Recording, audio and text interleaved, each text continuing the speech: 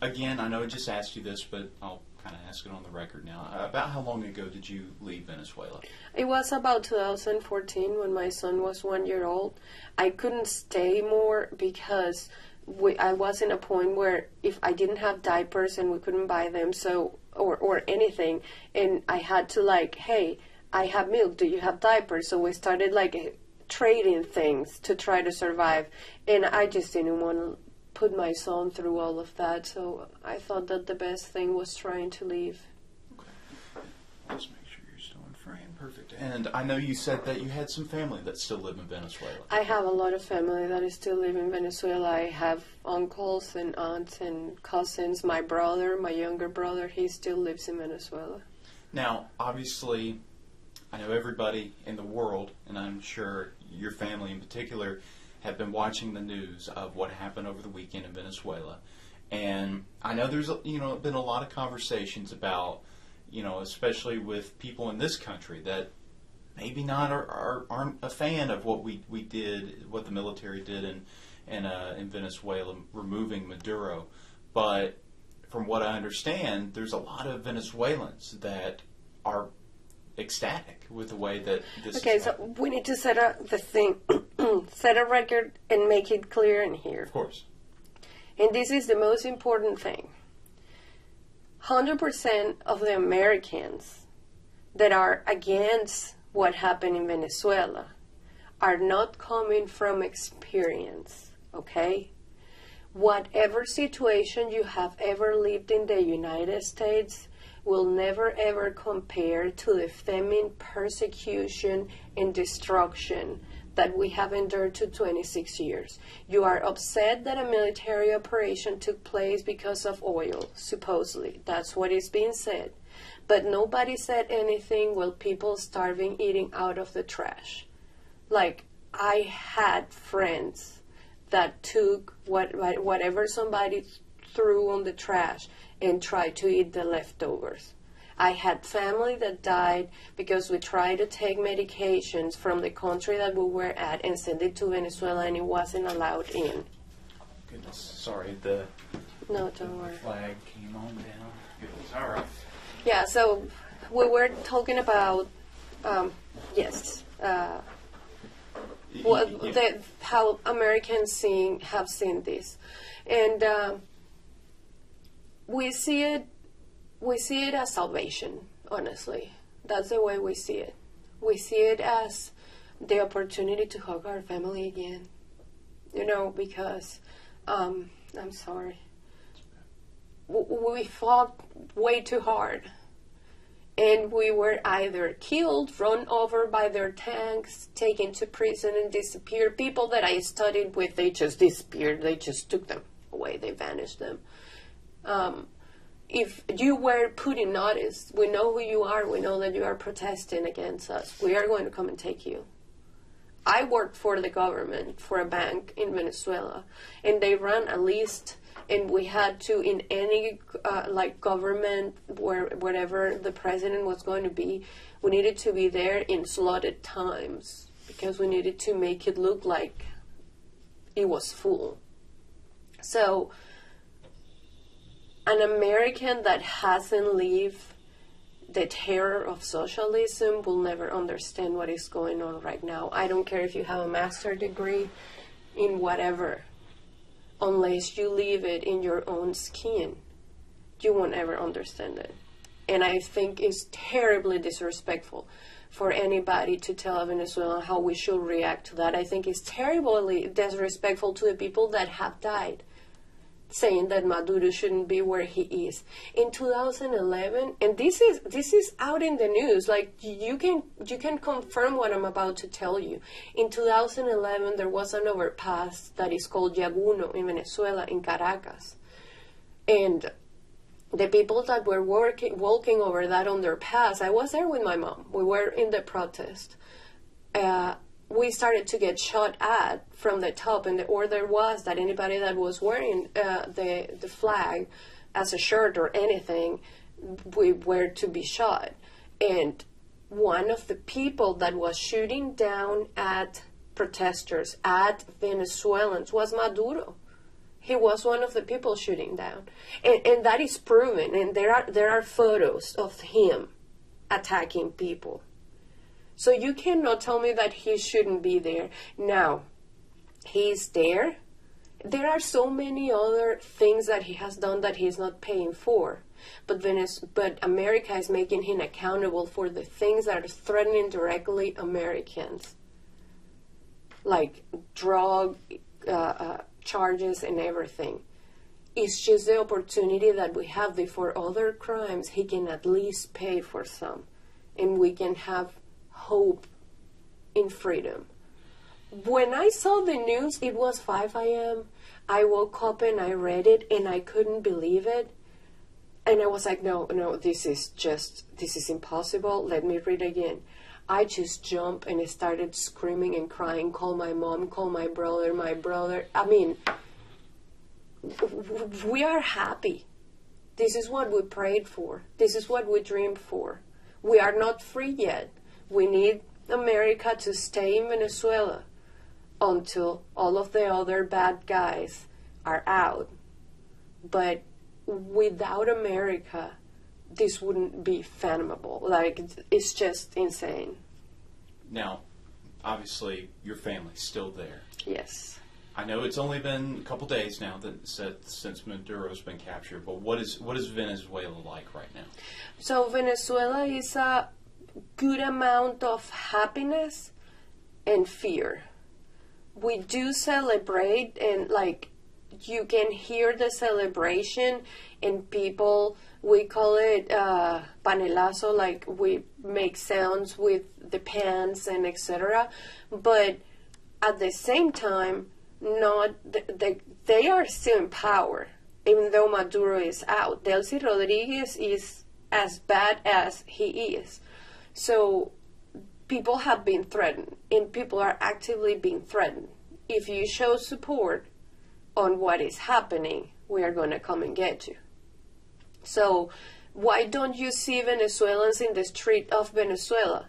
Because we know that the military in Venezuela is still under control of Delcy Rodriguez, and if we go out to show support to what is happening, is going to happen the same that has been happening in all the protests that have happened. We are either going to be shot at, killed, disappeared, like something bad is going to happen. Like we get messages on WhatsApp. My brother, on the day that the bombs hit, that morning, where we live, where our home is, or used to be my home, is on a straight line less than a mile away from where one of them hit, the volcan antennas, las antenas del volcán. It was where it hit. He said that he heard it and he saw it and it felt like the world was ending. But the fear is so great of what the government is capable of that when we were talking on the family chat, because he needed to go somewhere else to charge his phone because they lost power and all of that, and when he was coming back, we were advising him, delete all the conversations with us, turn the Wi-Fi, like turn the WhatsApp off, your Instagram, don't share anything. If they stop you on the way back, make sure that you didn't have any of these conversations with you, because that's the first thing they do. They ask you for your phone and they check on your WhatsApp and they see what you have been talking about, and in that, then something may or may not happen with you. Now, for your family, are you worried for their safety? I am worried for their safety. Now, in a situation like this, is there any way to really guarantee their safety? If America had boot on the ground. And, yeah. Oh, sorry, go ahead. Because, so, this is the deal. I think that America is being smart about the way they are doing things.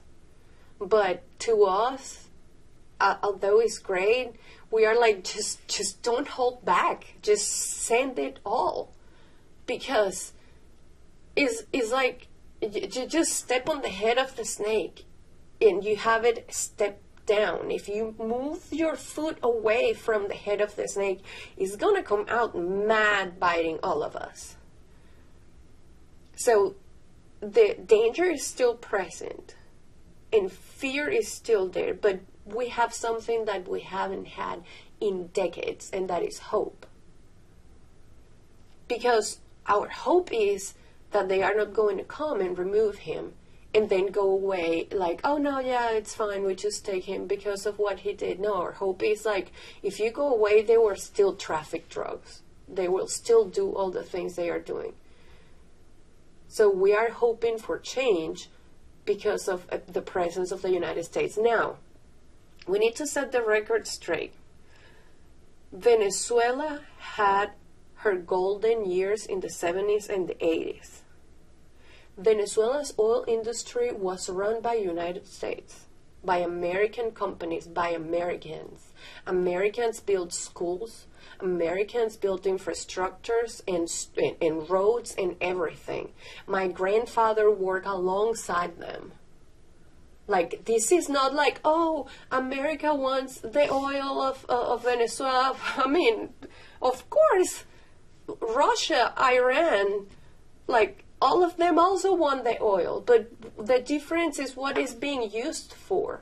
When Venezuela was in its prime, it was the United States. We have words in our language that are an adaptation of Americans. Like, watchman is the guy that stand watch. We call it watchman. But it's because we were so close with the Americans in the 70s that were all the companies in the western part of Venezuela that were running the oil industry and its peak of the best that we became like one. And then what happened? In the late 80s, Carlos Andrés Pérez, that was the president before Chavez, then he decided to nationalize it. And that's when some of the companies started to leave the country.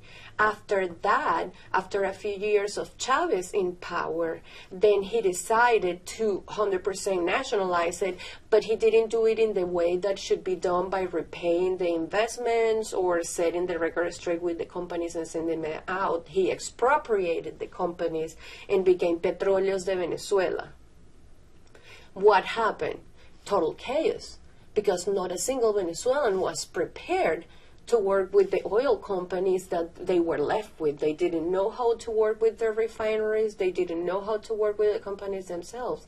And that's how we came from being the biggest country in oil to literally produce less than 18%. We produce less than Colombia. It's just insane. We can't even refine our heavy oil. That's why Iran has to help us. It's just insane. It's a lot that goes on. So when somebody says, oh, America just wants the oil, take it. We just want food. Take the oil. If Russia and Iran and all of those countries are taking it already, Cuba, please, America, take it. Welcome, Americans, please. We just want to be able to have a life so we can pay for it, so we can live, so we can eat.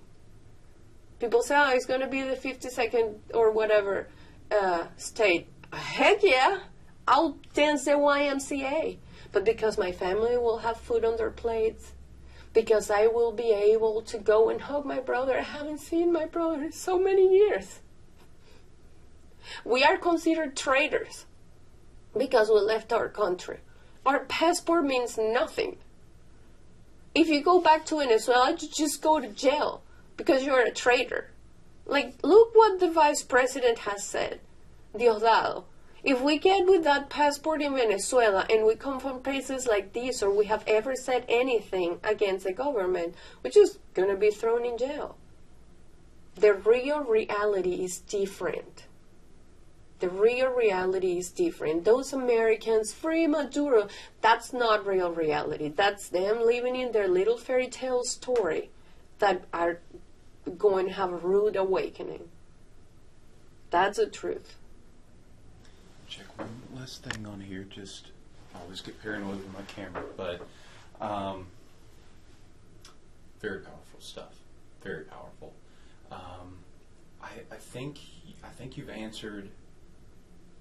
I think you've answered everything that I've been going to ask. But is there anything else that you would like to add that maybe you haven't said that would be really important? I talked to my brother this morning that lives in Venezuela, and I asked him those words. I said, I'm having the opportunity to talk to somebody about the situation in Venezuela. If you had the opportunity to talk, what do you want me to say? And he said, I want them to know the truth. In here, we don't have a future. When we work, we don't work for a home. We don't work for a car. We don't work for future plans. I would love to have children, and I can't. Not because I physically can't, but because we cannot afford it. We work for survival, and sometimes that doesn't even happen. So the real reality is, as long as America continues on help, there may be a future. I may be able to go and see my brother again. Hey, it's so strong.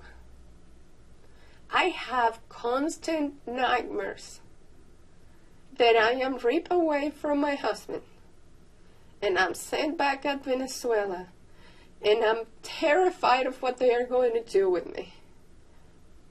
And those are nightmares because I love my country, but how can I live in it? How can I survive in it? There is not even the chance for survival. I had to leave my country. I had to cross the border with a 1-year-old to Brazil.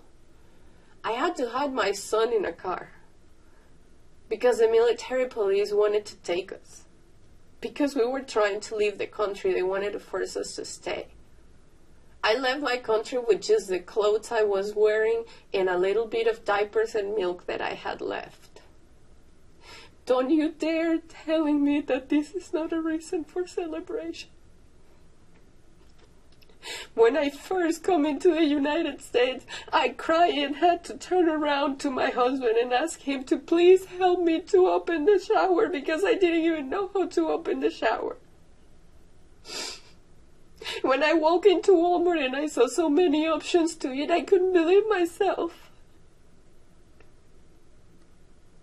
Our reality is different. We want to live. And you guys have everything in this country, more than you could ever imagine. And I just wish that you could love it a little bit more and respect it a little bit more.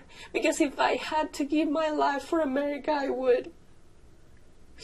Because my family, I can have dreams and hopes and plans of a future, dreaming of a home, of a car, and all these silly things.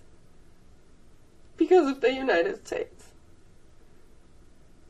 And whatever they do, they can destroy our body, they can destroy our history, they can destroy everything that they have done. They destroyed the Bolivar, they took 5 zeros from our, they can destroy anything, but what is in here? What is in here? The things that we lived through, that we survived through. They will never take it away from us. And there will be a day that as a family I'm going to go and hug them all again. We're going to say that we make it. And that's because real men in uniform went and took that man away. And that is the truth. I'm so sorry. No, it's okay. Here, let me,